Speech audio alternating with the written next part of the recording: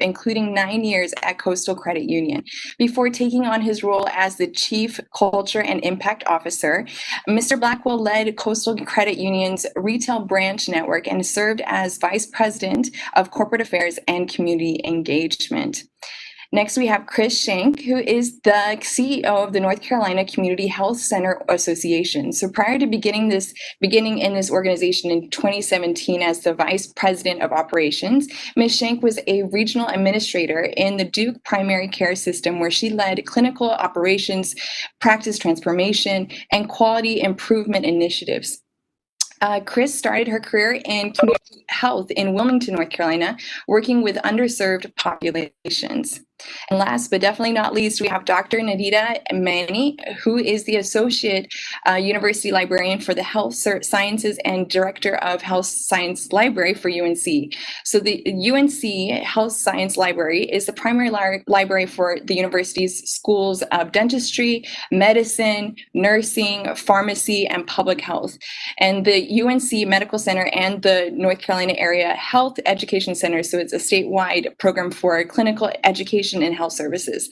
She provides leadership and general administration of the Health Science Library and outreach to the 5 health affairs schools and the hospital. So we are so honored to have such a robust group of professionals on this call joining us. So I'm very much looking forward to hearing what you have to say. I'm very grateful for what you have to offer us tonight. And so we're going to start off with an opening question for everyone, starting off with you, Chris, and then Dr. Nadita, and then we'll move to our next panelists.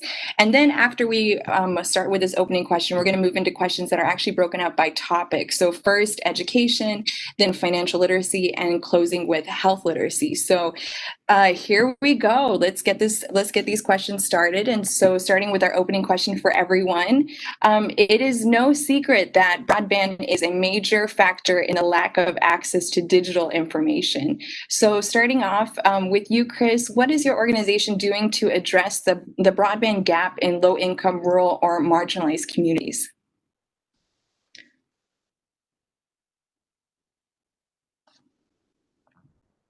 Let's see. Chris, I cannot hear you if you are speaking. I just want to make sure you are still I don't know if Chris is on, but I'll ask Emily because she could see everybody.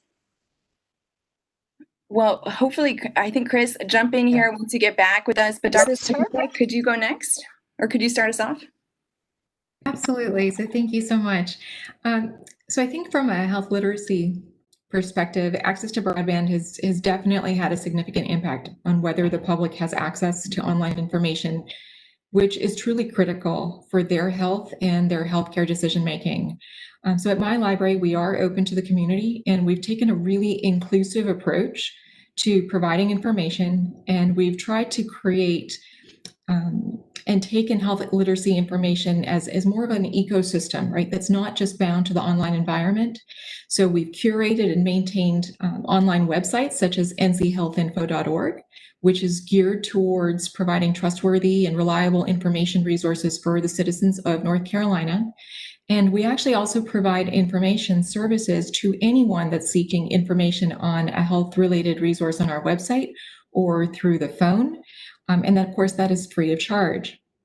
We also know, just from our experience, that many people who do not have broadband access or have limited access oftentimes will visit their local public library for that internet access. So through a small award, we've been able to actually provide health literacy training to public librarians in various counties, including Haywood, Harnett, Cumberland, and Pitt counties, so that public librarians are also in a better position to provide health information assistance to their community members, along with other much needed programming. And so this is just kind of one way we've kind of helped build the partnerships with our community and address a critical information need for the public, especially those that don't have the needed access to the information that they need. So I think partnering with public libraries and referring those in marginalized communities to seek broadband access and assistance from entities such as public libraries, to which they often will frequent, is definitely an avenue to consider.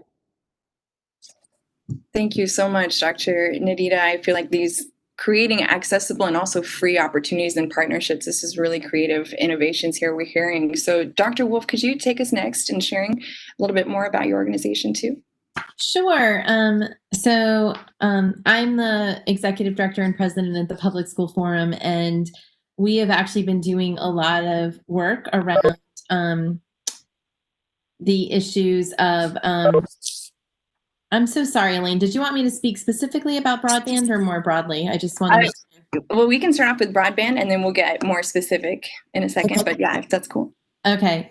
So one of the areas that we have spent a lot of time working on is around broadband, and we've really been looking at that from both the short and long term in terms of what needs to happen. And we know that about 200,000 families in our state that have students living with them do not have access to affordable and reliable broadband. And as you know, right now, that's affecting everyday worlds for our kids. And so at the forum, equity has really been at the forefront of our work. I actually just left 15 minutes ago our Color of Education event.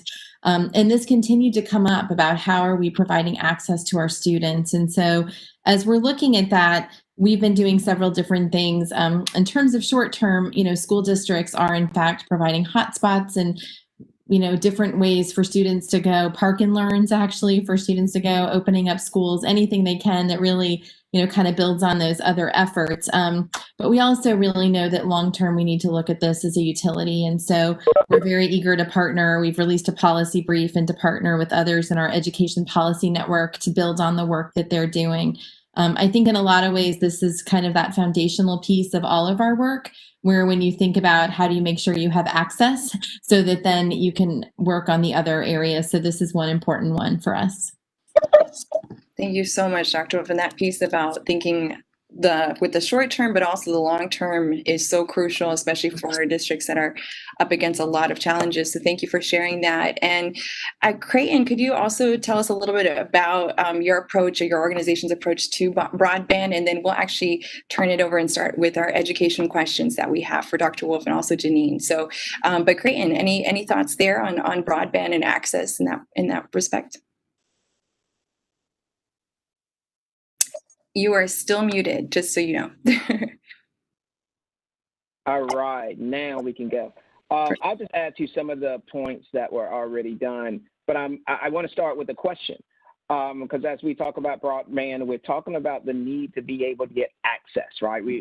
That's one of the key terms. How much of your banking that people do today, it's done online? How much of it is done digitally? We got to hear from the doctor earlier about from a health literacy standpoint and the ability to get information out and how important it is specifically these days for you to be able to get that out. Well, the same thing comes from a financial standpoint. One of the things we do, we put out a lot of different types of information and tools from a financial education standpoint. We put a lot of that online. So whether that is budgeting, and we'll talk a little bit more about the financial education and literacy part of this in just a little bit, but so much of that is prevalent upon you being able to get and receive the information. So broadband is very important to us, and as a cooperative, because I work for a credit union, which is a financial cooperative, collaboration is very important. So we also have to look at not just broadband and access to broadband, but access to the type of channel that will actually let you get the broadband.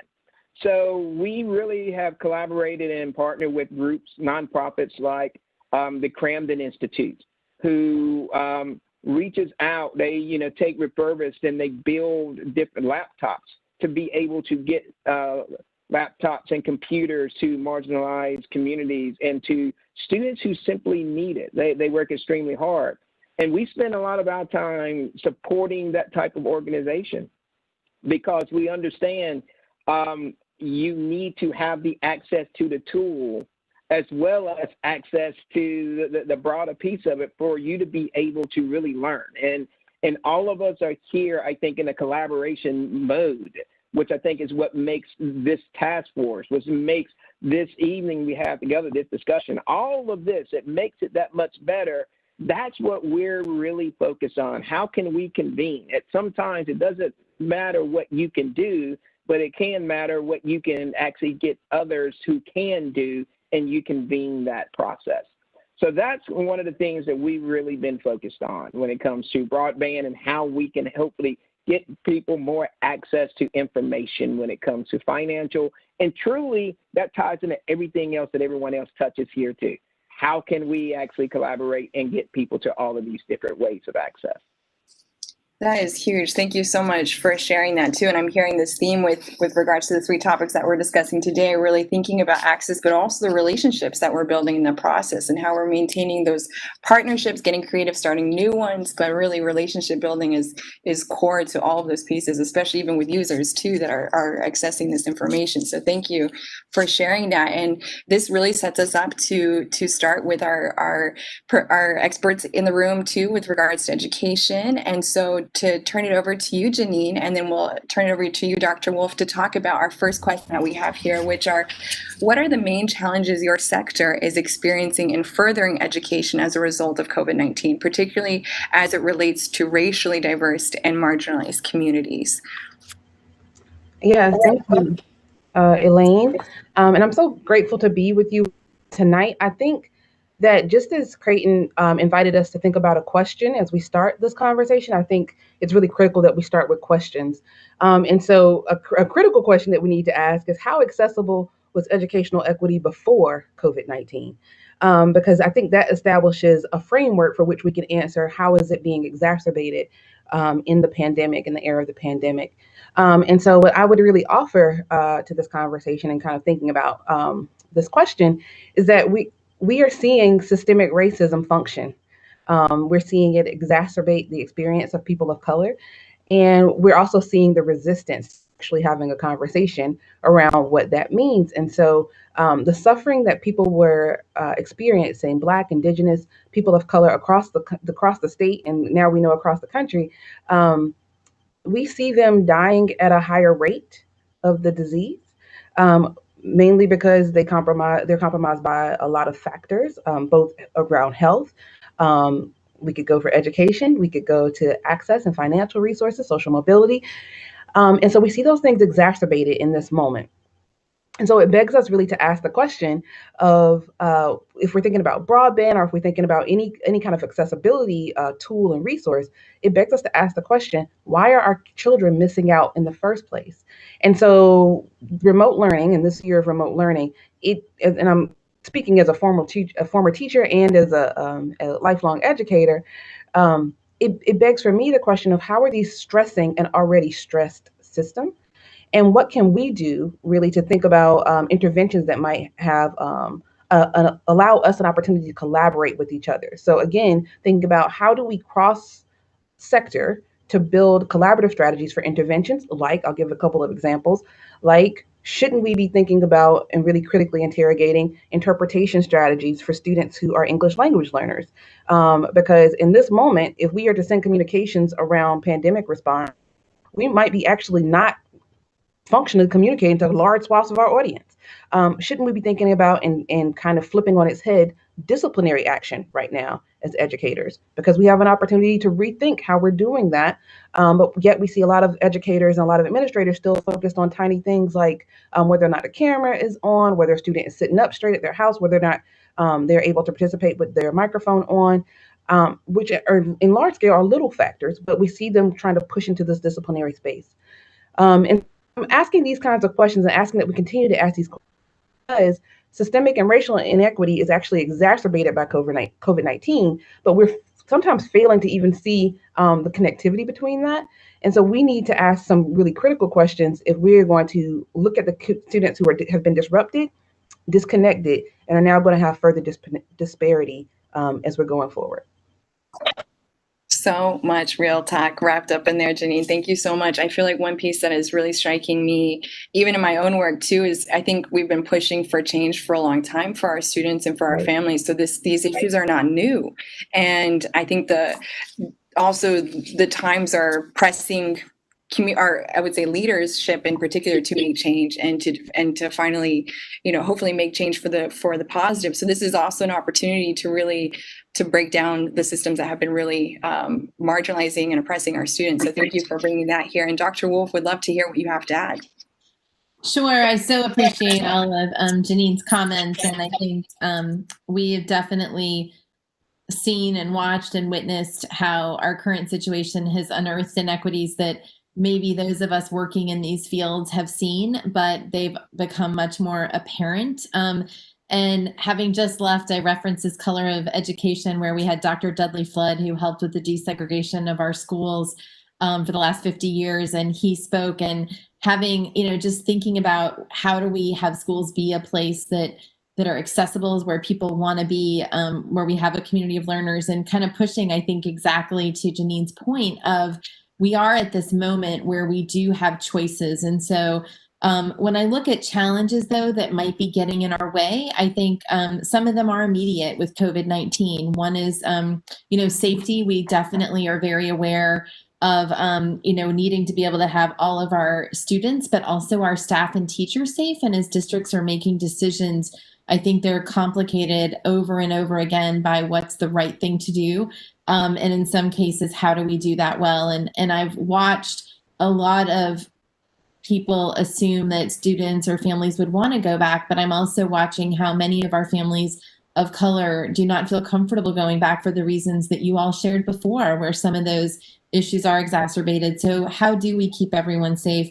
We also see this difference in equity. So broadband has been one of those aspects, but it's also equity in terms of supports. So do students have and families have childcare? Do they have people that can help their students during the day if the family can't be at home? How do we look at having someone there to support, or those additional activities that might be supporting our students right now? So worried about all of those things with equity that, again, are always challenges, but we're just seeing them in different ways right now. And lastly, resources for our schools. So schools right now are encountering situations where they have expenses they didn't expect. No one ever had a line item before this year for PPE and other things like that, and also needing flexibility based on our students. And so we see those areas coming up, but I do see this whole idea, are we really pushing ourselves to think about the issues we had before in light of this, and how do we use this moment? And I'm hopeful that we can, because of the discussions I'm hearing and how I think we can't ignore. So I really appreciate the opportunity to share today, but also to dive into those. 100%. The next question is a big question, but I already hear some answers in your response, Dr. Wolf. So this next question for both you and Janine, can you provide a brief, this is, even I say this, I'm like, here we go, ambitious, let's go. So can you provide brief solutions for addressing these challenges and improving academic outcomes for all students? So I guess this is your moment. Like, if you had to recommend and put out a recommendation right now, what would that be? And what does that look like? Is it okay if I start? Sure, go. So I think one is that we've really had a lot of excellent conversations. And again, recognizing this long-term need is thinking about social emotional learning, trauma-informed practices. How do we embed those in our schools? And they affect everything that we're talking about today. And so we know as a state that when you look at recommended ratios for things like nurses, social workers, counselors, psychologists, we're nowhere near the ratio that's recommended in our schools. And so can we provide funding? There has been some support through CARES Acts and other things, but let's look at that long term, right? How do we both help this immediate, but also long term? How are we supporting the whole child? Another suggestion I have is just thinking about our teachers. And we know that we need to be able to both recruit and retain teachers and also increase the diversity of our teaching workforce so that students, it will help all students, in fact, do better and have stronger outcomes. And so when we look at that, right now, our state has our average pay is $9,000 below the national average, which is a shocking number when you think about that. And so my hope is that by looking at and seeing the role that teachers are playing in our students' lives and our schools are playing, that there's an opportunity for us to address that. And how are we going to attract people that are going to, in fact, help improve our system? So that's my second one. And along with that, I would say supporting our teachers to learn in these new environments. And then the last is that we continue to be drastically below the national average in our per pupil expenditure. So we're about $3,000 below the national average. And we are a state that shouldn't be there. We should be able to do that. And that also takes into account our districts that are able to provide a significant local supplement. So that average, when you look at it, is much, much lower in some of our districts. And so as we look at funding and we look at the Leandro case that has come out directly addressing equity, I think that's the third long-term strategy that we really need to be considering, is how are we addressing those gaps, both within our state, but also making sure that we are, you know, meeting the national average at a minimum in terms of our per pupil funding. So I could go on and on with more, but those are three. Thank you so much. Those are huge. So thank you. And Janine, turning it back to you. Yes, and thank you so much. I completely concur with everything Dr. Wolf was just sharing. I would add that I'm really urged to think about those communities who are experiencing the most harm in this moment. For me, when I think about interventions that we should be putting in place, I'm very much considering those students who have consistent and persistent barriers. And so when you hear me say things like, I think we should start by listening to our community members and our parents and students, I would say that's one space where we've been able to offer in kind of a listening ear for the last year or so. And so the things that we are hearing are still persisting barriers despite COVID-19 and maybe exacerbated by COVID-19. So when I'm talking about the first recommendation, which is to think about consistent translation and interpretation services, I think we need to not only think about that in the terms of how urgent it is now, but how can we sustain that across a longer period. Two is, I think probably the most pressing is we don't know where some of our students are. Like right in this moment, we literally don't know where they are. Some of these children are houseless. Some of these students have lack of access to broadband. Students have literal language barriers and simply don't know how to get past that with their parents and with their caregivers. And so it's important for us to find them. And so we need to embed in our whatever process we're doing to start with not only listening to our community, but then finding those who are completely disconnected or displaced. And then last, we have a huge opportunity to rethink our educational interventions. And so for years, I've heard people talk about kind of wraparound services. But in fact, I would say some of those services were indeed central to the educational experience. And so instead of placing them as kind of outliers, whether that's for health or nutrition or even financial awareness, as we're going to talk about later, we have to make those things central to the experience. And in fact, should be thinking about how we can use the school and school systems to help support our students, particularly those who are experiencing the most harm. Thank you so much, Janine. There's so much wrapped up in this one too, and also setting us up to talk about financial literacy as well. So Creighton, our next two questions are for you. And the first one is starting off with, what aspects of financial literacy do you believe are critical to help our residents, especially communities of color, recover from the current economic crisis caused by the pandemic? And what do you believe would be helpful in the future to reduce these disparities? So I'll start this answer like this. And I have to say, I'm also the chairperson for the North Carolina Council on Economic Education. So I have spent a lot of time in a lot of my 25 years within financial literacy. And I have to start it like this. I generally do not like the term financial literacy. Just because you are literate does not mean you can apply what you just read. And in too many cases, financial literacy I have seen it's limited. It's, hey, just because we put a budget in front of you does not mean that you now know how to actually make the choices that you have to make to pay the bill as well as pay your rent.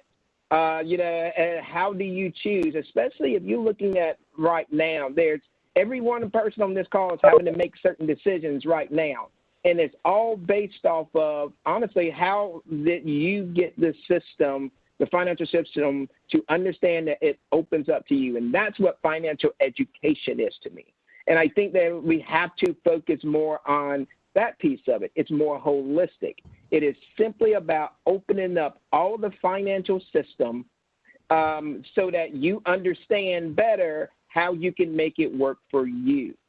And that goes into lots of different things. That goes into, and I would say one of the key points of it is, how do you embed this into education?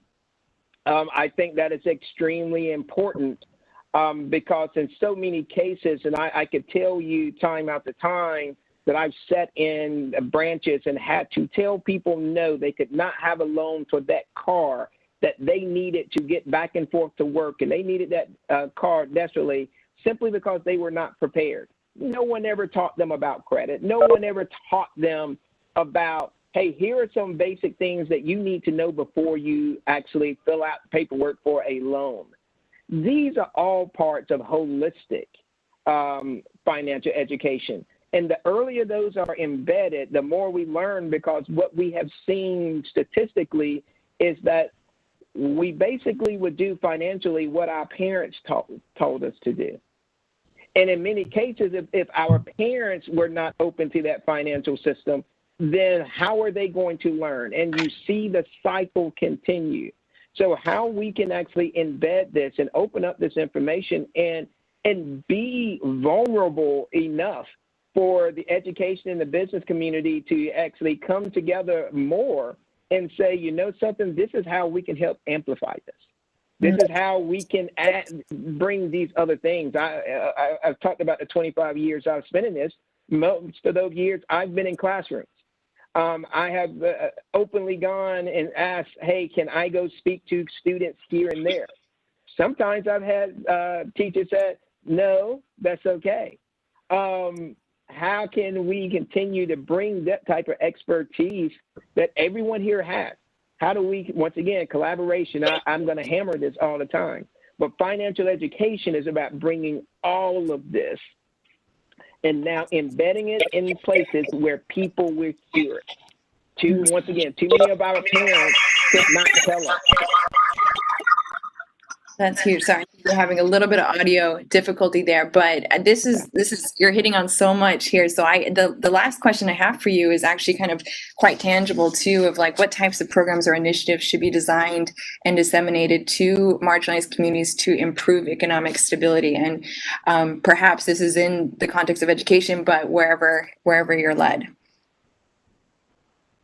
Yes. So some of this comes back to collaboration.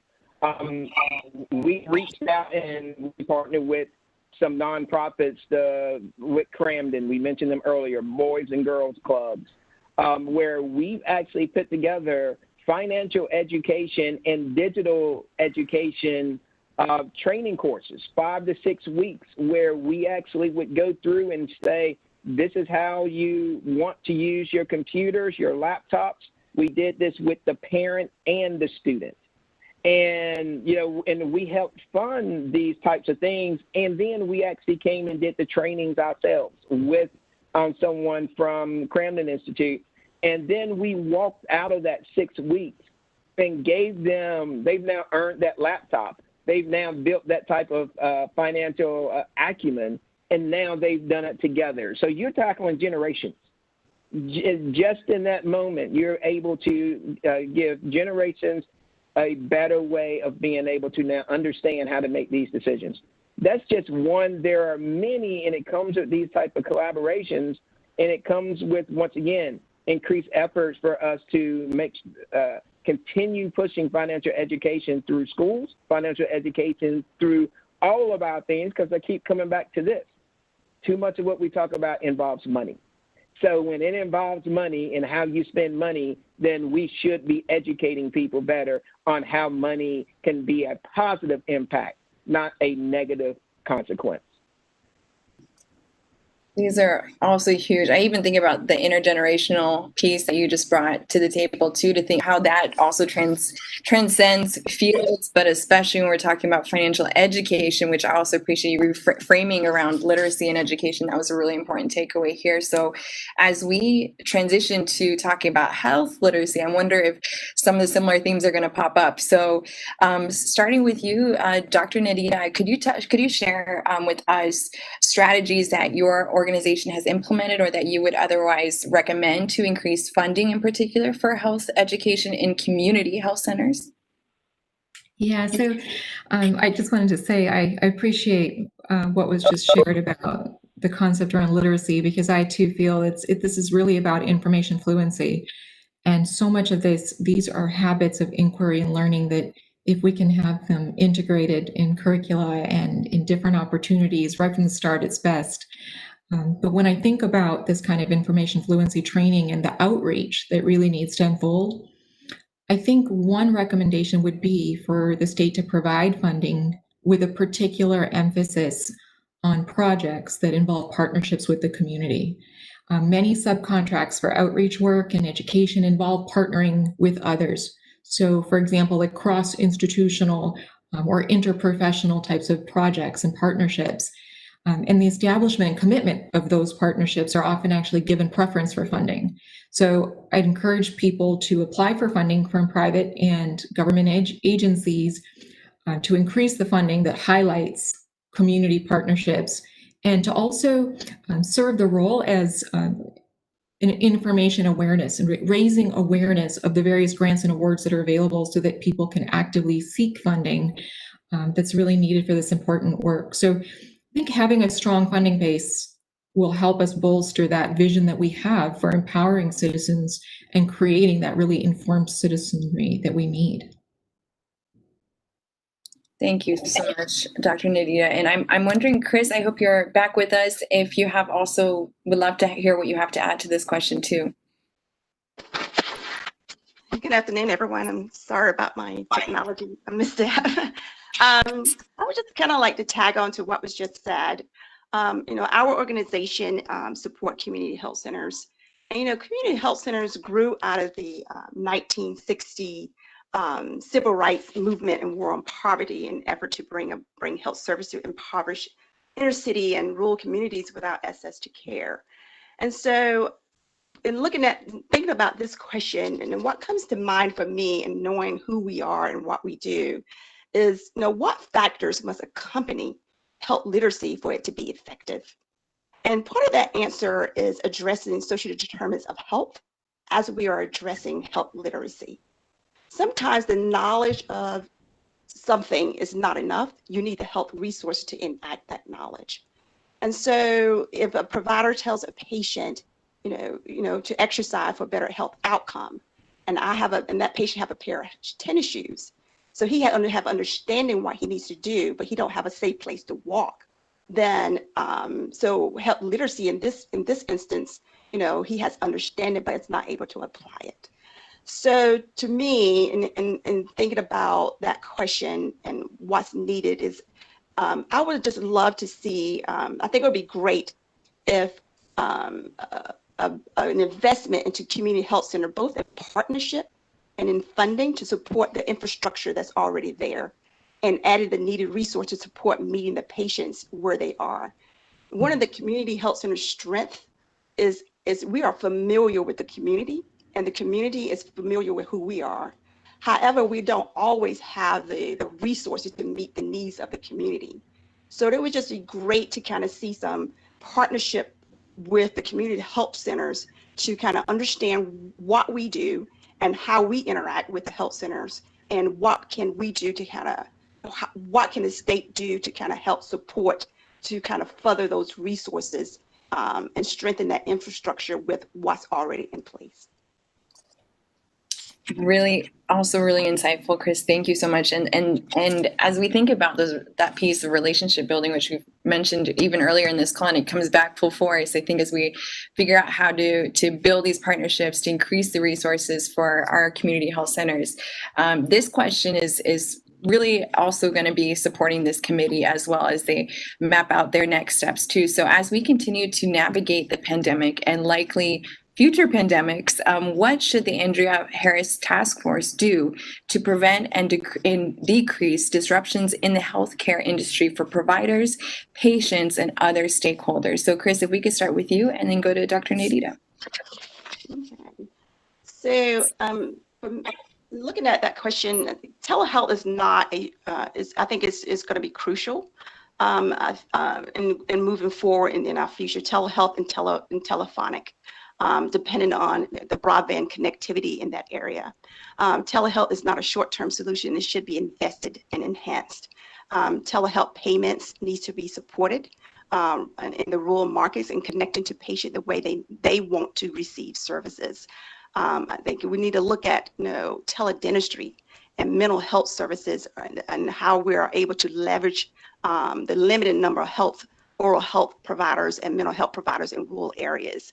I think one of the things that this pandemic required all of us to kind of seriously upgrade our provider telehealth policies and procedures and capture new reimbursement opportunities and changing staff patterns to serve patient volumes.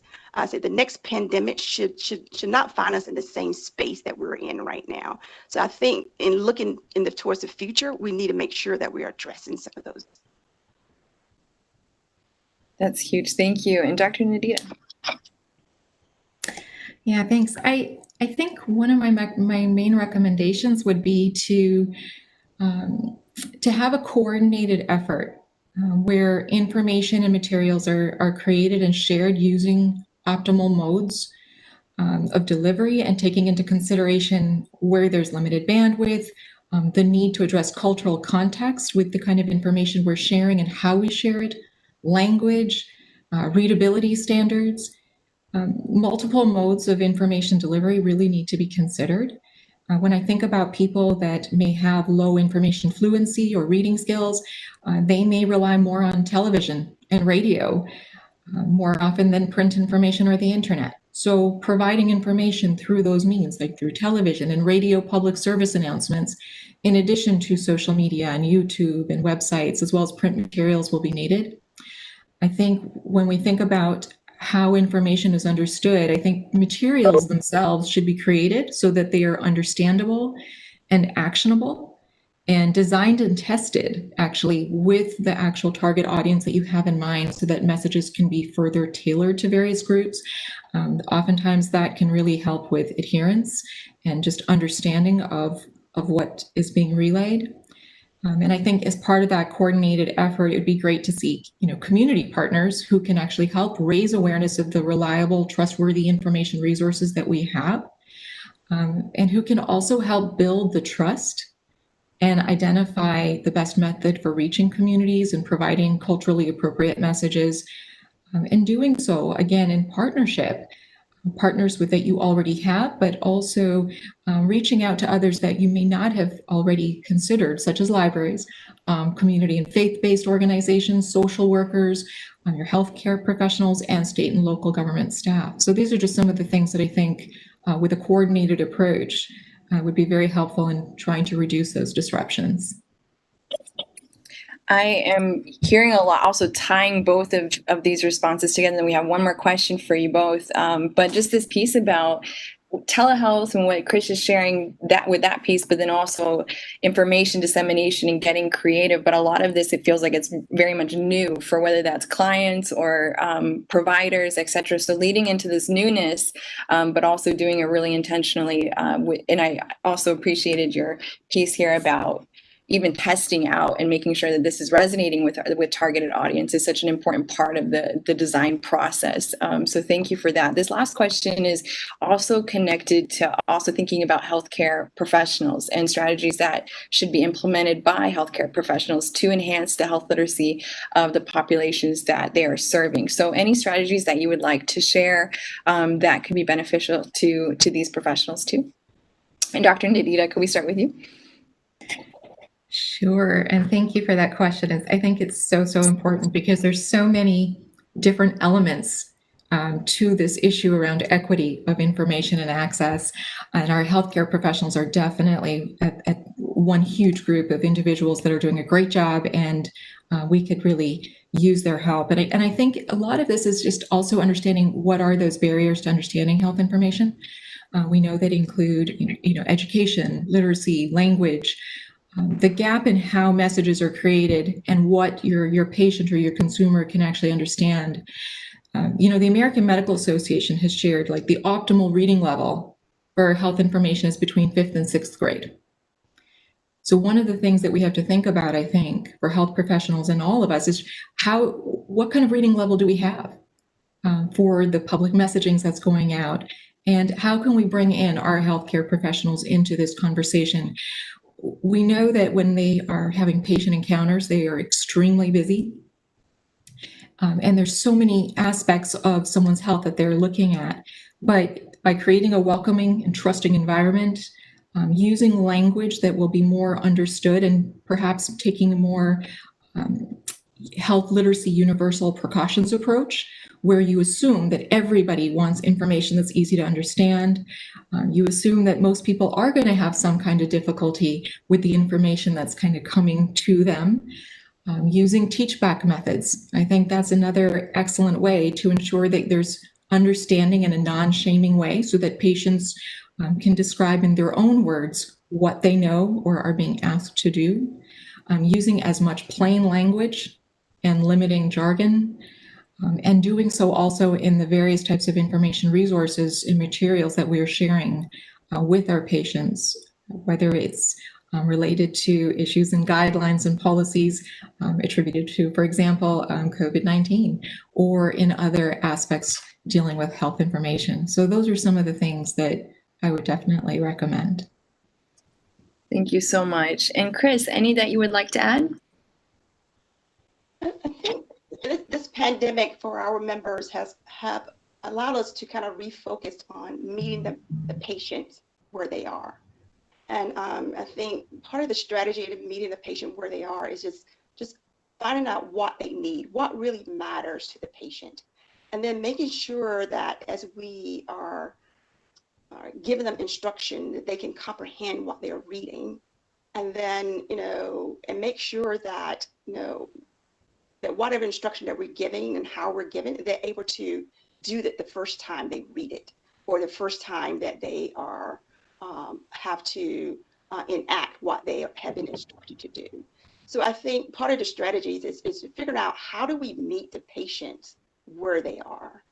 And I think that's one of the things that our membership organization has been focusing on during the pandemic. Thank you so much, Chris. This piece also about, I think it all connects to building trust too, that will also increase access to making sure that these resources are being received and from trusted sources as well. So thank you so much for that piece too. And as we conclude our questions, we are also very much looking forward to public comments that are going to be shared as well. And I would love to turn it over to Emily to explain a little bit about that. But before I hand it off, thank you so much to our panelists for also just bringing so much honesty and real talk and also insight to this conversation. Thank you very much, Elaine, and thank you to all of the panelists for the insight that you brought today. Before I move forward and explain the process for the public comment period, I just wanted to check in with the subcommittee chair, Pat Martinez, to see if you had any comment you wanted to make at this time before we move forward. And at that moment, my video went off. Well, I apologize. I think I do want to elaborate a little bit more and ask Creighton if he would just speak on, or if Annette wanted to jump in on House Bill 924.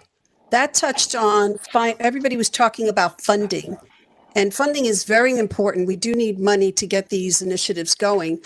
But if anybody wanted to talk on it, I think Annette Taylor, if she wanted to just very briefly, 30 seconds, tap into that, because that's important. I think the people that are on the call need to understand that our legislation, there is legislation being put before the group, so we need to move it forward. So Annette, do you want to jump in just 30 seconds really quickly? I don't know how quick you can do it, but just elaborate a little bit. Thank you. I can actually be quicker than that. I will let Mr. Blackwell explain or expand on it, but it is House Bill 924 was passed by the legislature for the reason that came out, so that financial education can be embedded in schools. It is a requirement for graduation, but I don't believe it has been implemented yet due to the budget not being passed. But is that correct, Mr. Blackwell? That is correct. It was passed. It is not funded. So at this point, and there's many different areas been working on the curriculum, that has been working on it in conjunction with the teachers. I mentioned the organization I'm part of also have been doing train the trainers. So I've been having different summits to make sure that the teachers who would be teaching this are very credible and feel really confident about what they would be teaching.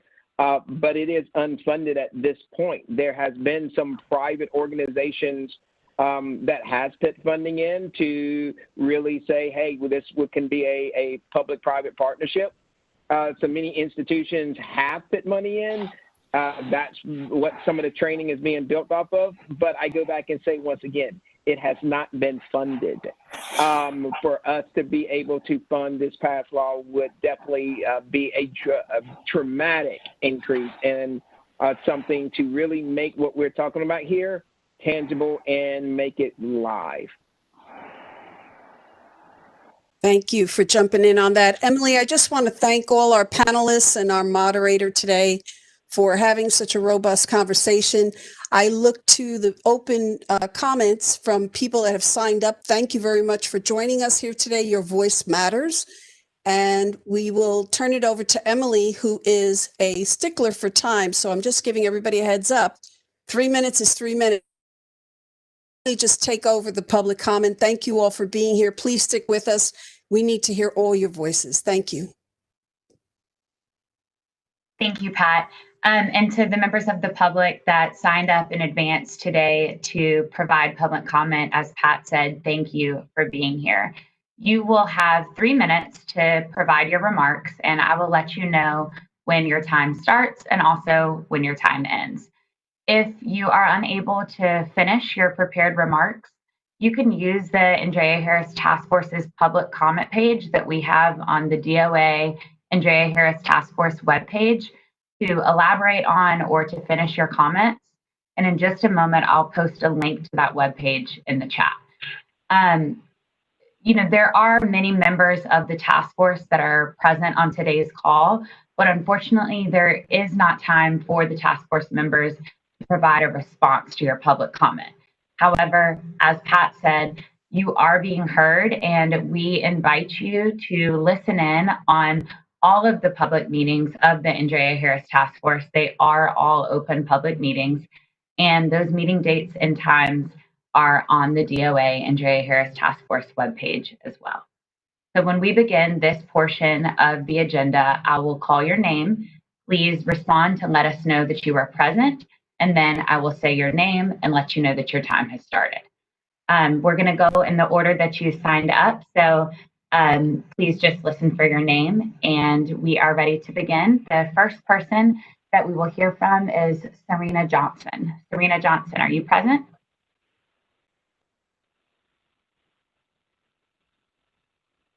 Serena Johnson, are you present? You may have to unmute yourself.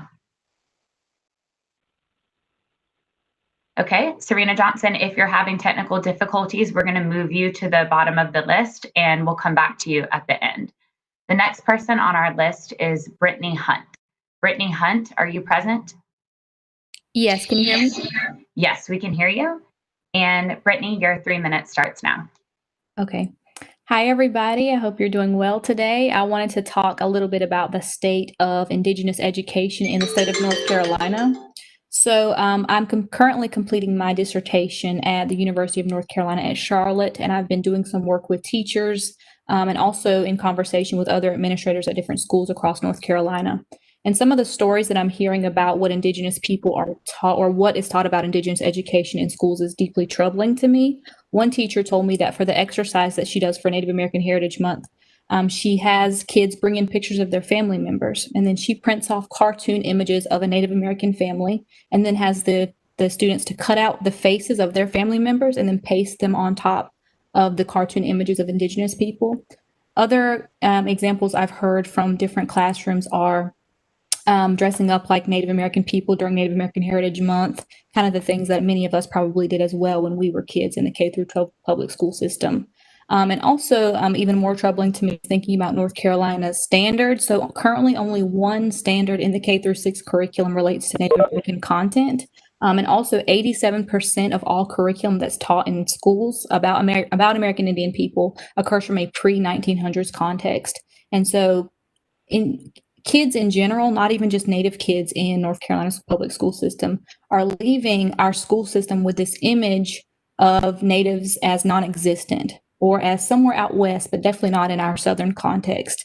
And so I think it's really important that we kind of revamp the curriculum to more accurately reflect all the ways that Native American people are enmeshed into the larger American narrative, but particularly within the Southern narrative.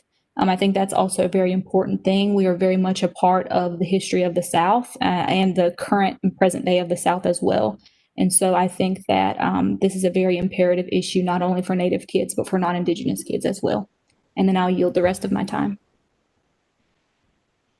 Thank you, Brittany, for being here today and for providing public comment. Just a reminder, if you wish to elaborate, you may use the task force's public feedback form if you care to add on to your comment. The next person that signed up to provide public comment today is Tess Fields. Tess Fields, are you present? Tess Fields, are you present? Yes, I am. Excellent, Tish, we can hear you. Hi. And your time has started now. You may begin. Thank you. Hi, I am the ED for a community center here in Chapel Hill, North Carolina. We have been working with the community for roughly about 5 years. I've been in education for over 20 years, teaching from pre-K to college. Many of the things that you guys brought up today have been the issue of our heart. We've worked with all communities, but we really strive to try to engage the underserved communities. The issue was literacy, and recognizing that early literacy and kindergarten readiness was a big thing, working with those early learners. Our center provides pre-K, early literacy, and early intervention. So we're a combined education center, but health services at the same time. So if they need speech, PT, OT, mental health services, behavioral health services, we offer those things. We do work with the K through 12. We work on proficiency when it comes to the K through 8, because I found that so many of the students, no matter what school district they came from, had issues with basic proficiency. I mean, the most basic things that they should know, and though they're learning other things in school, they couldn't add, subtract, multiplication, just simple things. So we worked with them in that regard. And then high school, we worked with students with SCT, ACT prep. Students like that we saw often had a hard time with accessing the training and the tutoring, or they didn't even know when the test was coming. So we tried to work with students all the way up and into the career. Why the career portion? The other half is I run a financial wellness firm, partnered with my husband. And I taught at St. Aug University. I hate to call the school's name, but the point is, when I worked with those students, I saw a lot of deficiencies. And we taught financial literacy. We taught them everything from credit, writing checks, all those things, budgeting. And we created a curriculum. They gave us the freedom to create a curriculum. And we saw how well it affected and changed those students. Ultimately, it became like a community fair. I come to the plate because we're trying to figure out now within our center, we still have all the services in place, but how we can continue to reach those populations. Is there additional funding that is out there where we can continue to implement the pre-K, the K through 12 services and the career health services? This summer, what we implemented was, because of COVID, many of our students weren't able to participate in internships. We normally have them shadowing and get them into those positions, but we developed a Mentor Moments program where we connect them to people in the career fields that they're interested in, and they help them. Interruption, Tish, excuse me. Your 3 minutes has ended. Thank you for understanding. And just a reminder, the Andrea Harris Task Force does have a public comment wall. If you wish to continue providing feedback, you can do it there and we will read it. Thank you again, Tish. Thank you. The next person that has signed up is Demarcus Andrews. Demarcus Andrews, are you present? Yes. Excellent. Just one moment, please. And Demarcus, you may begin. So good evening, Task Force and other guests. My name is Demarcus Andrews, and I'm the North Carolina Policy and Outreach Associate for the Center for Responsible Lending, an affiliate of Self-Help. At CRL, we work to ensure a fair and inclusive financial marketplace that creates opportunities for all creditworthy borrowers, regardless of their income. Thank you for the opportunity to speak with you all about the impacts that COVID-19 has and continues to have on communities of color. I appreciate the chance to offer recommendations on how Governor Cooper could help alleviate some of these burdens. And first, I'd like to acknowledge the late Miss Andrea Harris and her fight for economic justice and her many contributions to Black and Brown people, communities, and businesses in North Carolina and the nation. We're appreciative of the time she spent as a senior fellow at Self-Help, sharing her wisdom and guidance on education, health, and better economic opportunities for North Carolinians. At CRL, one of our key issues in North Carolina is tackling the rising student loan debt. At least 1.2 million North Carolina residents have outstanding debt totaling nearly $44 billion. Research has shown that this debt disproportionately affects students of color. For example, 20% of North Carolina student loan borrowers who live in communities of color have student loan debt in collections, while only 14% of those who live in predominantly white neighborhoods do. Many borrowers are putting off buying homes, starting families, and opening small businesses because they're inundated with student loan debt. The time is active now. We ask that the task force consider supporting our work on student loan debt to help alleviate this financial burden so many North Carolinians are experiencing. There's also issues with the job retention program. Data regarding the businesses that receive funds from the program aren't publicly available. Groups like the task force and CRL need data about businesses to understand whether funds were dispersed equitably and to make recommendations about how future programs can be more inclusive. We need to require data collection, and said data must be publicly shared to allow for informed decision making as it relates to policy changes that benefit those we seek to help. In closing, thank you all for the opportunity to speak about how communities of color have and continue to be impacted by COVID-19. We at CRL trust that you will appreciate and accept our recommendations. Thank you. Thank you very much, Demarcus. And if you care to elaborate, we do have the public feedback wall on the Andrea Harris Task Force webpage. So thank you for being here. Thank you. The next person that has signed up is Janine Ateen. Janine, are you present? Janine, I see you, but I believe your microphone is muted. Janine, are you present? Unfortunately, we still can't hear you. If you want to try one more time, if not, I may have to come back to you. Janine, are you present? I hear you a little bit. Perhaps your volume. Her microphone is off. It looks like it's green now, and I almost hear her very faintly. We may have to come back to you, Janine. I'll flip you in the next person and come back to you in just a moment. Perhaps try turning the volume up on your computer. Sorry about that. The next person that signed up, and apologies again, Janine, we will come back to you. The next person that signed up is Bill Kessler. Bill, are you present?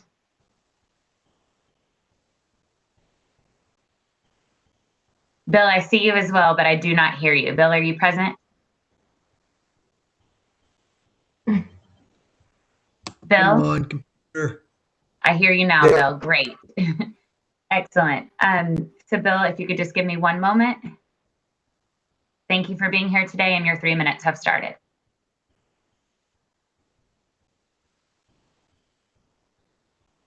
I hear you. I'll give you that time back. You may go ahead. Okay, you hear me back? It's okay. Right then. Yes, we can hear you. I hope I'm coming across okay. Thank you. Yeah, I just, well, again, thank you for all you're doing. My topic may be a little bit, just for the, I'm going to just look at mental health, elementary school perspective. I'm an elementary school principal in Weston County. We have 100% free and reduced lunch and about 40 Latinos and Latina students. about 40% Black students. Anyway, I just want everyone to know that for 4 days a week with in person, in attendance on Monday and Tuesday, and the other half on Thursday. And one thing from a mental health perspective that's been very interesting has been the student, lots of personal attention from their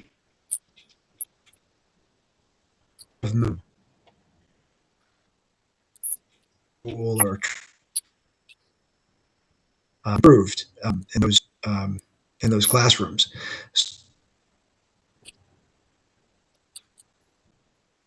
Have gone down from over several a day to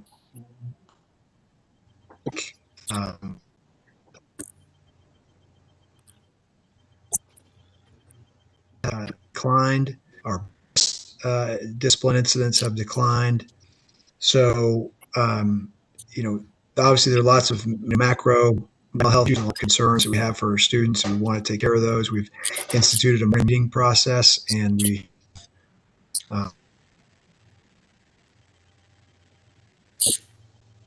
but I just thought that you all might be interested in doing in class in a small classroom setting. We have classes between 6 and 11 students, and it's a big difference and a totally different environment, but impressive to see the difference. So that's what I just want to comment on, and I hope you all have a great night. I yield my time. Thank you. Thank you, Mr. Kessler, for being here today. We're getting a little bit of feedback. Hang on one moment. At this time, I'm going to go back to Janine Ateen. Janine, are you here? And is your microphone working? Janine? Unfortunately, Janine, I can't hear you. I see that you're trying. I'm going to go on to the next person, but we'll come back to you at the end. The next person that has signed up is Wanda Boone. Wanda, are you present? I am. Excellent, Wanda. We can hear you, and you may start your time now.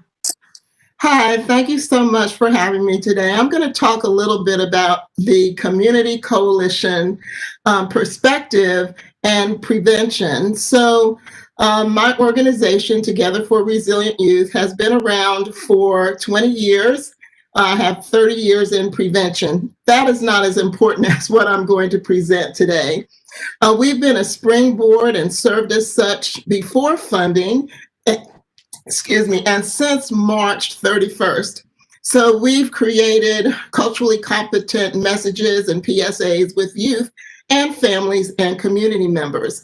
Just to give you a little bit of information and data surrounding what we've done since September, and we understand do as well as the adults that surround them. So we have engaged 600 individuals, 328 females, 256 males, Black people. We provided financial assistance to 122, including food, 121, 14-day COVID supplies, 118, standard COVID supplies, 206, transportation, 31, mental health, 27, and we've created jobs for 25 people in the community. 80% minority, 20% white, 95% face-to-face. We look at social, emotional health, and learning while meeting the needs of our most vulnerable populations. Youth, family, community, resilience is what we focus on. I'm considered an expert in adverse childhood experiences and trauma. So I'm going to talk about 4 areas, and of course I could expand on each one, but we don't have time. First, the community health workers who are on the ground, known in the community, address trauma, racism, depression, and use self-modulation skills to provide to the community. Stages of grief from COVID, 2, meet needs as described, the social determinants of health. 3, create and safe space for conversations. And number 4, identify supports for young people. So using this collaborative method that can be used statewide, we can help individuals from the home and then in the community, and also engage them in assisting parents and families and educators. I yield my time. Thank you, Wanda, for being here today. We appreciate you providing public comment. Janine, it looks like we have resolved your technology issue, so I'm unmuting your cell phone number now. Janine, are you present? Okay. Yes, excellent, I am. Janine. We can hear you. Okay, great. It's not too loud, is it? No, you sound great. You may begin now. Okay. Thank you, and for being so patient. Okay, thank you so much. My name is Janine Ateen. I just opened up an organization, Minority Construction Women for Change. And my ultimate goal here is to get trades back into the schools and provide a trade to young adults, because we are having a problem in the construction trade right now of getting skilled laborers in the trade. And that's what my organization is mainly focused on here, is to get trades back into the school and partner up with some of you. And some of you I've heard, would be a great asset to my organization. Mrs. Fields and Mr. Blackwell. And I heard you speak on the financial part of the situation, and there is a lot of students that are struggling with it and have the problem. So my organization, I'd like to show them a skill set and also be able to provide financial resources to get an apartment, getting a banking account, giving back to your community, building a family, the whole nine. So that's what my organization is about. And I would love to hear feedback from all of you, and I yield my time. Thank you, Janine, and thank you for your patience as we worked that out. Again, the Andrea Harris Task Force does have a public comment on the webpage if you care to elaborate. The next person that has signed up to provide public comment is Kelly Little. Kelly, are you present?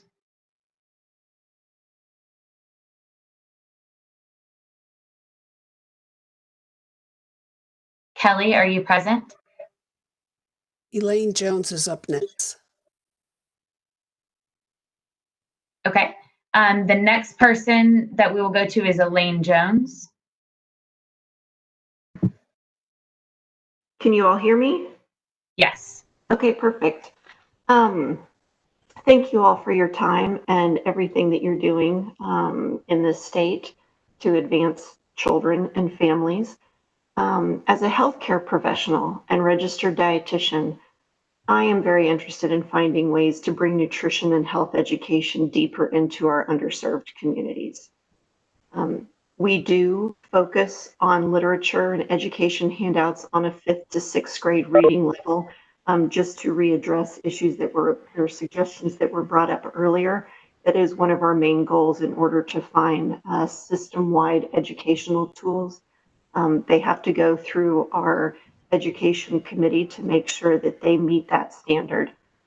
We realize that literacy is a tremendous barrier for us to get the right tools out there and to connect with the patients in the community. There are ongoing opportunities to better educate frontline providers with plain language tools to connect with their patients in the community. And that is one issue that we all recognize that 15 minutes isn't enough to connect to the whole person and the layers of needs that exist beyond just an illness. So that is one of my personal missions. And I am promising all of you on this call that will remain a priority. We also have patient family advisory committees to help inform our programming and services to make sure that we're connecting in the right way and that we're learning from their personal experiences about healthcare and helping us to identify and inform our decisions about programming and the whole patient experience. In current state, as an extension of the previous state of our community, we are seeing that simple healthcare and its access, there's still barriers when it comes to people being able to connect with health and wellness opportunities. And we're looking at partnerships with community centers, faith-based organizations to link with in-person and through virtual connections with health information. Food access continues to be a tremendous barrier to people's health and wellness. And even though we are trying with programming in the summer or during school time, we are still finding that transportation is a big issue and barrier.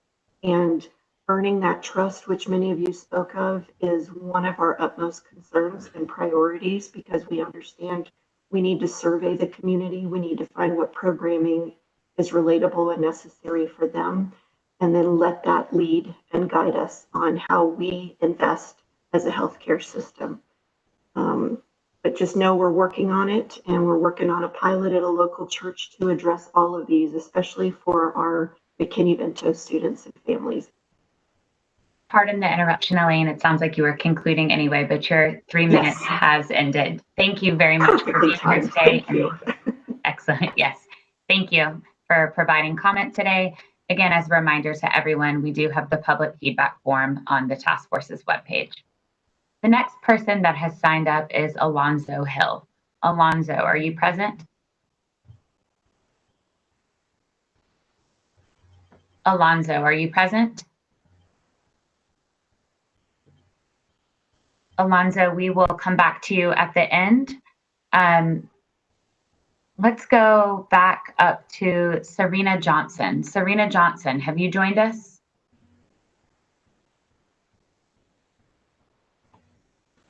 Serena Johnson?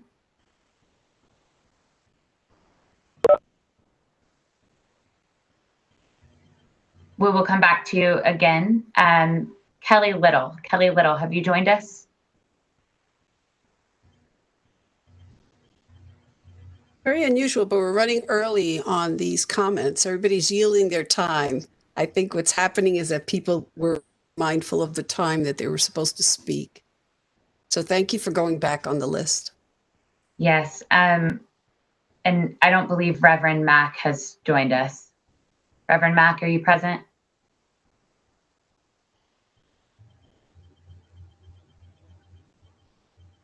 So as Pat said, we are just a few minutes ahead of time, not by much. Pat, would you like to pause for a moment and see if some of these individuals join us, or perhaps you as the chair has, I know we said we wouldn't provide responses, but maybe one response thus far. How would you like to proceed?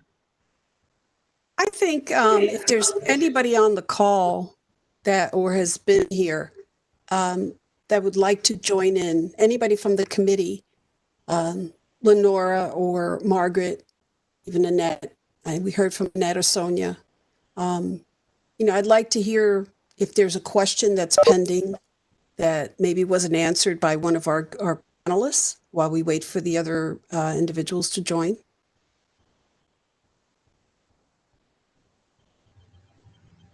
If not, I have a very quick question for Creighton. You said you don't like the word literacy. As we need to be clear on how we're going to communicate and use the same vocabulary, how would you suggest that we start changing the way that we speak with folks and use the right vocabulary so that when they understand financial literacy, we're trying to get to what you talked about? What would be a different way of presenting that? I always refer to it as financial education. It is simply a more holistic term. I've seen too many small limitations, as mentioned before, that whenever we talked about financial literacy, and in many cases, it was something very quick, very easy. Then you checked the box and said it was done. But it was not anything that could be applied. Like there's now within financial education, you will see lots of simulations. Like, you see entities running different type, what we call reality fairs, where you are having people, students or having people go through spending simulations. All these different things is what was built off of financial literacy and expanded into financial education so that you can truly apply the skill set to your decision making. Financial literacy to me was just always something very, very, very limited, very small. And it became something popular. It became something that, a lot of people say, hey, we're doing it. But did it move the needle, or did we check a box?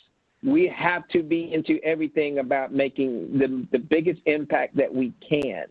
So I always speak from financial education because every one of us here, once again, regardless of whether we're talking about health, whether we're talking about budgeting, every one of us can talk about how we can increase our financial well-being and what are the things that can be given to me and open up to me to help me do that. That's not just being literate. That's actually being educated. Oh, thank you. I don't know if I could ask another quick question, Emily, to one of the people that's here, or somebody on that's in the lineup. Did they join us? This is Alonzo, Pat. I was on, but for some reason it didn't come through, but I'm back. Okay. So, Emily, I'll let you take over. That's one of our speakers. I mean, Yes. our whatever. Yeah. Thank you for joining us. I'll just turn it over to Emily. Yes, Alonzo, we're glad that you were able to work out the technology. I know that can be difficult. I had some issues myself at the start of all of this. So we are glad that you are here, and your 3 minutes may begin now. All right, great. Hello, everyone. Thanks for having me. My name is Alonzo Hill. I'm a health enthusiast, nutrition, and life coach. And my focus is on assisting people to a higher quality of life through consuming the right foods and spices that promote healing. And what I do is I come up with creative ways and simple, efficient ways to transition to a higher quality of life by eating the right foods. Because what we consume affects every aspect of our life. It affects our relationship with our families. It affects how we perform at work and school. It also affects our finances, because over time, if we're dealing with disease and sickness, it could cause us, run families into debt. And in addition, if when we talk about young folks, they're not focusing. If they don't focus on their schoolwork, they're not going to be able to be put in a position. If they're eating some sugary cereal in the morning, they get a high, just enough to be hyped up on the bus, and then by the time they get to school, it's the sugar crash that they run into, and we expect them to learn. So I see that as a place that we can fix by educating young folks and actually work on ways on providing healthier, higher quality meals to young folks as well. And so, one of the things I do say is life is a process of progress, and whatever we go through in life, we learn, and that kind of is the way everything happened for me. I went through a near-death experience and learned how to heal myself through consuming the right foods and spices. So I want to teach other people how to do the same thing. And I think that, as long as we're learning, we're always growing. And as long as we're growing, we're never dying or dead. And so those are some of the things that I live by in working with organizations and developing programs to help people, assist people to a higher quality of life through just simple education.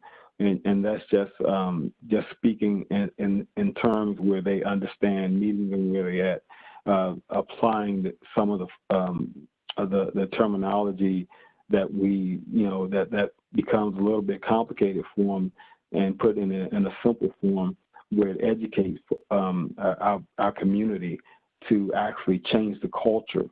So we actually live a better lifestyle. And I think we start with the young people by cultivating that future, because those are the ones that are going to be responsible for us in the years to come. And so anything that I can do to assist from my experience and the things that I've learned and what I've developed, I'll be glad to share with everyone. My business is Zolingo Spice for Life, and I work with, as you know, community organizations to help people get better. And I yield the rest of my time. Thank you very much, Alonzo, for being here today and for providing that public comment. As a reminder, you can always use the task force's public feedback form that's on the DOA Andrea Harris Task Force webpage. At this time, I'm going to take a moment and see if anyone else has joined us that signed up to provide public comment. So going back to Serena Johnson. Serena Johnson, are you present? Kelly Little, are you present?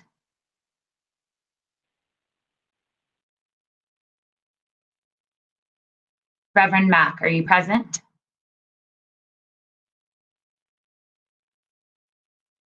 Pat, I know before Mr. Hill spoke, you mentioned that you had one question to ask. As we wait just a moment more for our next member of the public to provide comment, perhaps you'd like to ask that question? It was for Demarcus. I don't know if he's still on the call.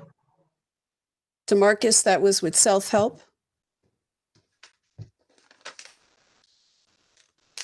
I see that you're still on, but I don't hear you, so I'll just refrain from my question. I didn't, Sonia or anybody else on the task force has a question or a comment?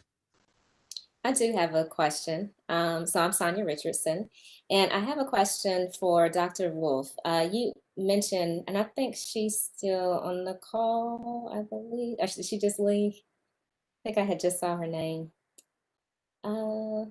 Okay, I'll turn it over to Janine. So Janine, I have a question for you then from the education perspective. So you mentioned communities experiencing the most harm. Can you talk a little bit about what communities you're referencing when you talk about the most harm? And if you could provide one immediate strategy to reach the community that you feel like is experiencing the most harm, what would that be? Yes, thank you, Sonia. So one thing that we've had an opportunity to do, I'm sure should be a central mechanism for learning about communities who are experiencing harm, is to go out and embed your work and talk directly to community stakeholders.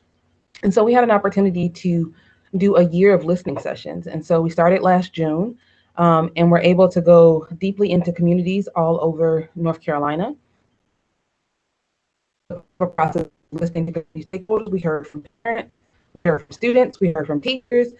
And so we knew we were already very much listening to community constituents who were saying to us that they didn't have access to advanced academic study and rigorous programming. They didn't have access to the same resources at their school.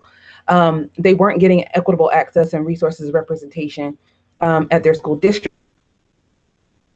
Because of the organizing we were doing with our coalition Freedom Hill, we knew that so many of our community members were experiencing harm. And so when we say that, I'm talking about particularly communities of color who have experienced outcomes for 50, 100 years in North Carolina that have demonstrated drastic difference in their outcomes and their educational outcomes. And so, but if we drill down, we are talking about Black and Indigenous people of color, particularly Latino communities, that are experiencing harm from the education, from their participation in the educational system that is not serving their needs to the utmost.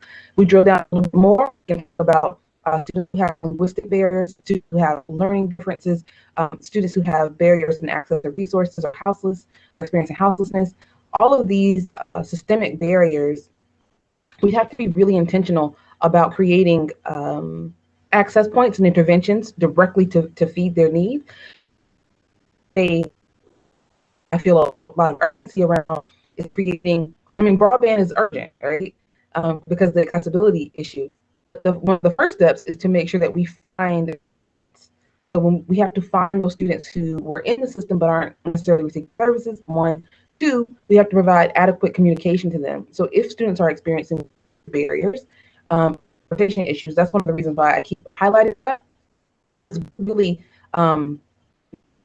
serving our students.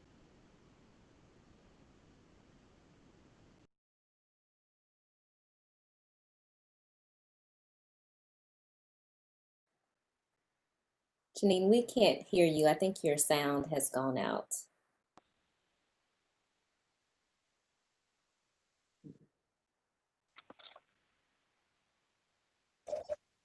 Do you have your phone on? We can't hear you. I know you're talking.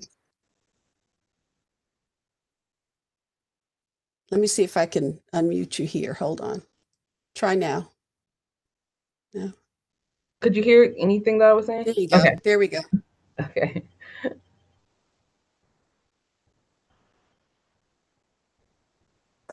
You're back, Janine. You can resume. Okay. I just wanted to make sure I was answering your question because I'm not sure how much you all heard. Yes, we heard just about everything. Just the last sentence or two we couldn't hear. Okay. Yeah. But thank you for that question, because I think even as we're having these conversations about inequities and broadband and access, I sit here as a person who centers my work on the experience of racialized outcomes for education, and I'm alarmed that we have to name a thing in North Carolina. So if we're truly going to counter what has been years of systemic barriers and injustice, we would need to name that racialized experiences are truly experiencing racialized demographics and minoritized populations in North Carolina are experiencing severe trauma. So as Brittany, who was writing her dissertation, stated, we'd have to make tangible and focused policies around Indigenous communities. As who our host was is from Latinx Ed. They of course know that a lot of our policies are going to have to meet directly to our students who are experiencing whatever kinds of touches and access barriers, from whether it's from linguistic or resource challenges or social mobility. We have to directly talk about that, and I'm so glad that we're having a conversation around collaboration, because of course we're living in North Carolina, and we are all interwoven with each other, and nobody lives in a bubble in North Carolina. And so we have an opportunity to have conversations like this and think about not just the policy suggestions, but what we can do to actualize urgent care for those communities who are being most harmed. And that's what I was saying at the at the last bit that got cut off. I love the fact that everybody's talking about collaboration, and trust was a word that came to mind. And I always believe that if we're going to move forward, we have to move forward together. So thank you, Sonia, for that conversation, for that question, because it elaborated a little bit more on that comment there. I want to call upon Annette. Annette, you had a question for someone. I thought you mentioned it in chat. I do. Thank you, Pat.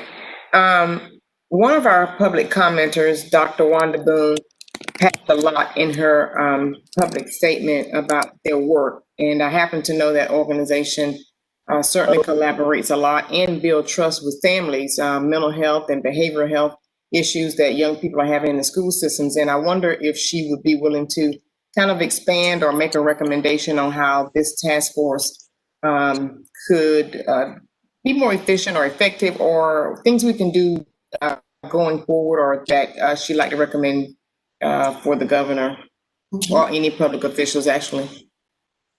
Thank you. Ms. Boone is still with us. I am. Okay. Thank you for the opportunity to just shed a little bit more light.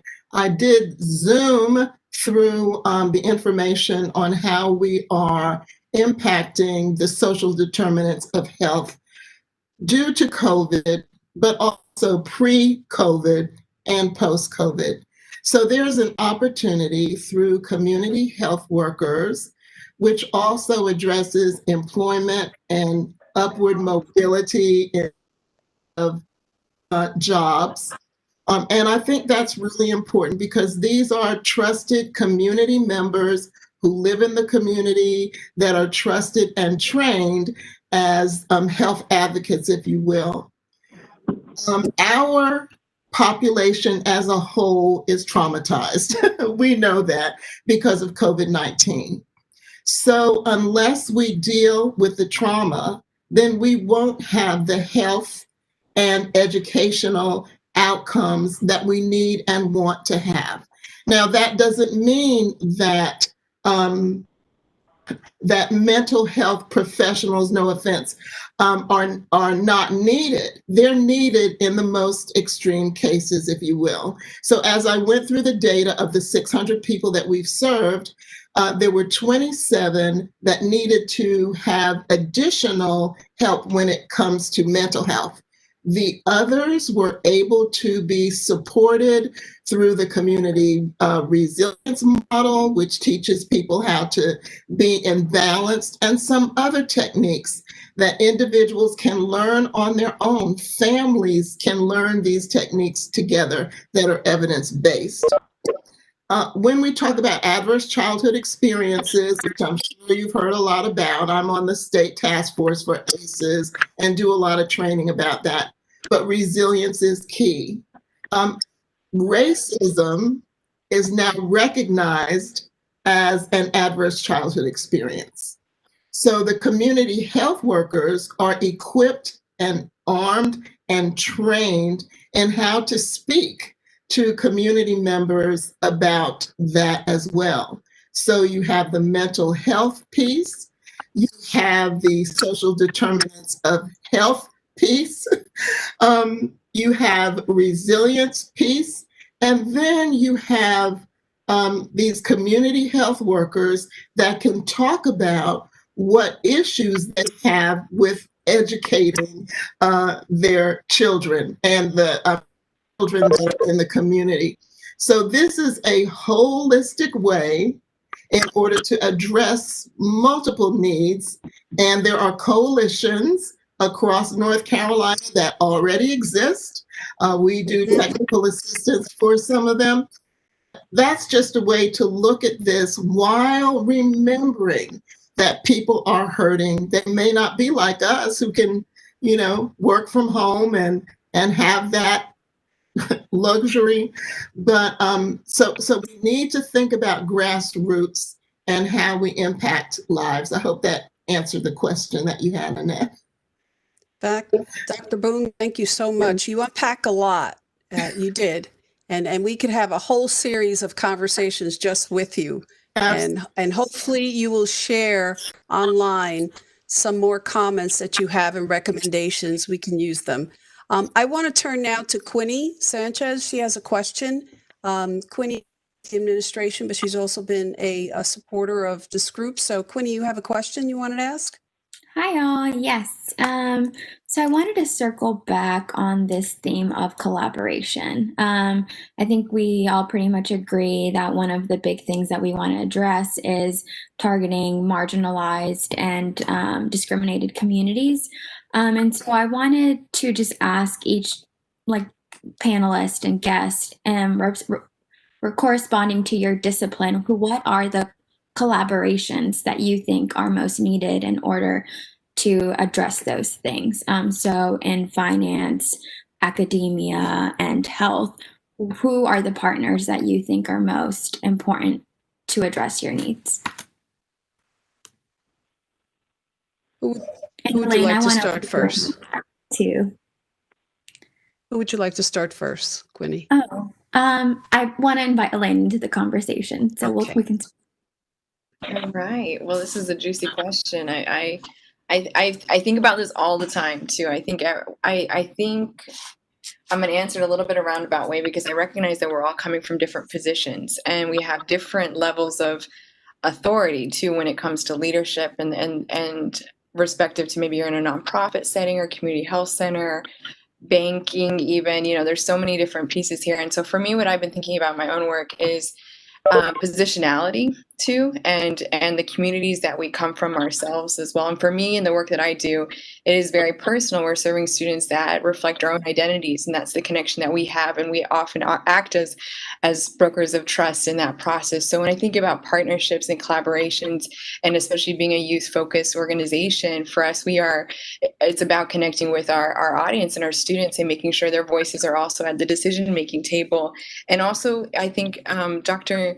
Nadita brought this up too with when we are trying to disseminate information. I think that's another big theme in this conversation is how do we get information out? How do we get it to be accessible and reaching, our target audiences and making sure that it's resonating with them. And so often what I'm seeing on the ground is the level of making sure that what we're producing is resonating with our audience is often a step that's being jumped and skipped over. So when I think about partnerships, and there's definitely ways to partner with, whether it's your local nonprofits to other organizations that are in North Carolina statewide, but also locally.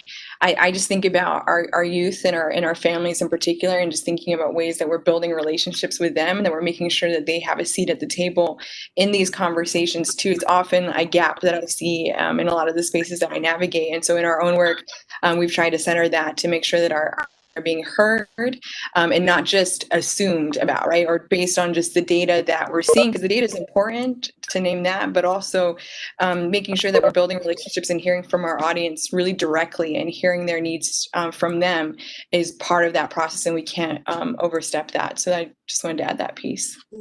Thank you. I want to switch over to Chris, if she's still on the phone. Are you still with us, Chris? Can you unmute yourself and answer that question? Sure. So from the community health center perspective, we look at that there's not one size that fits all when it comes to collaboration. And you have to, from the community health center perspective, it's about knowing the community and the needs of the community, and then knowing the partners in the community to help meet those needs. And sometimes the needs that needs to be met cannot be met within that community. It has to be find the partners that can supply the needs. And then say, for example, we had one community that support rural. Had a lot of rural patients that just did not. They had the broadband connectivity, but they didn't have laptops or anything to access healthcare. So we had to reach outside the community for partners to supply tablets to the patients so they could have access to care. So sometimes I think when you think about collaboration, it's more individualized than per community than trying to say this is what works and this is the collaboration that we need. We sometimes have to look at it from a regional perspective and then break it down from even a regional perspective to the community perspective. And this is some of the things that we're doing as a membership organization. We have divided ourselves up in regions in the North Carolina, and we're looking at what resources in that community needs in that region and who can supply those needs in that region. And what we're learning is that the resources and collaboration and partners that we need in the West are different than the needs and the collaboration that we need in the East. Perfect. Thank you. And Indita, if you wanted to answer the question as well, and then we'll go to Creighton. I know that Mary left. Sorry.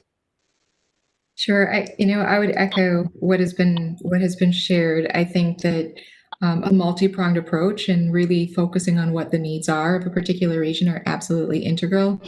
I think in addition, really reaching out to our North Carolina AHEC program, I think that's one avenue where we have a very, very strong AHEC program in this state. It's literally one of the best in the country. And so can we capitalize on the partnerships that are already established within AHEC? There's a lot of rural health efforts. And so coming from the health literacy perspective, I would think about some of those kind of partners that are working in the area, whether it's from a research lens or from academic lens. Community college educators, I'll be doing a session as an example with them next week. This is another entity and another partnership. So I think really figuring out where those lines kind of cross and where there would be mutually beneficial kind of approach to what we're trying to achieve. And I think what was mentioned earlier around patient advocacy groups, I think bringing in parents and caregivers into this conversation is another avenue in addition to what's been shared already. Thank you. I reached out to Janine. Are you able to answer? I'm here. There you go. Can you hear me? I didn't lose you. Yes, we can. Okay. So I think I would like to partner up with a lot of the state organizations and also the Department of Education and a lot of groups that would surround themselves with young adults that are trying to get a trade before leaving high school, instead of, the college portion. And I would like to reiterate the gentleman that was talking about the students having student loans. Well, when they leave our program, they wouldn't have that. So they would be, just put out there into the workforce and be able to sustain a life of, living and be able to give back to their community. I'm so focused on that because I always hear Denzel Washington say, "Each one teach one." So that's where I'm really focused on, is getting those individuals trained and then getting them out there to the workforce so they can be able to provide for their families.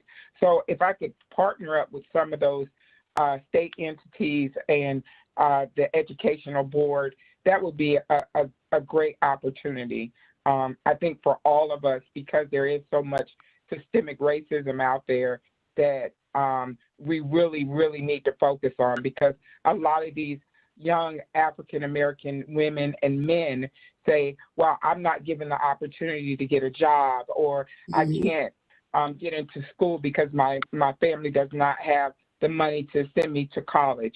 So these are the things that we really, really need to have an open forum and open discussion about with the families, and bringing them in and helping them understand the process of everything.